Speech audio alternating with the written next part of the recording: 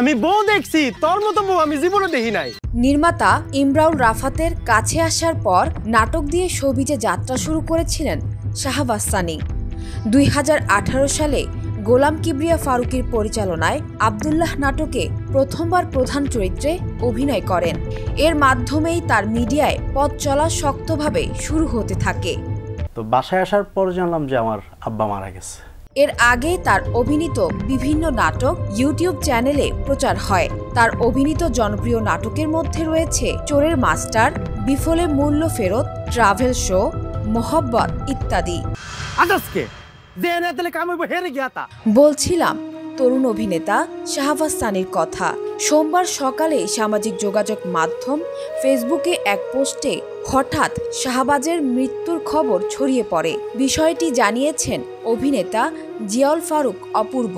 তবে কিভাবে মারা গেছেন সে বিষয়ে কিছুই জানাননি অপূর্ব। শোবিজের অনেকেই মৃত্যুর বিষয়টি জানালেও কারণটি নিশ্চিত করতে পারেননি কেউই। সামাজিক যোগাযোগ মাধ্যমেও তার মৃত্যুর খবর ছড়িয়ে পড়লেও কারণ এখনও কেউ জানাতে পারেননি। অনেকেই তার মৃত্যুর কারণ জানতে পোস্ট দিয়েছেন, কিন্তু এখনও নিশ্চিত করা সম্ভব হয়নি। জানিয়ে এখনও রহস্য ভক্ত শুভাকাঙ্ক্ষীদের মাঝে। সানির ক্যারিয়ারের শুরুতে চরিত্রাভিনেতা হিসেবে কাজ করতেন। পরবর্তীতে কেন্দ্রীয় চরিত্র অভিনয় করেছেন।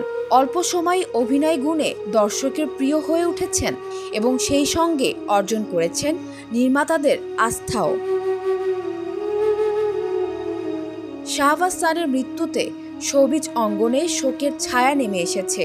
সানির মৃত্যুর খবর ছড়িয়ে পড়ার পর থেকে সামাজিক যোগাযোগ মাধ্যম ফেসবুকে হাজারো মানুষ পোস্ট করতে থাকে, তার আত্মার মাগফিরাতের জন্য দোয়া করে।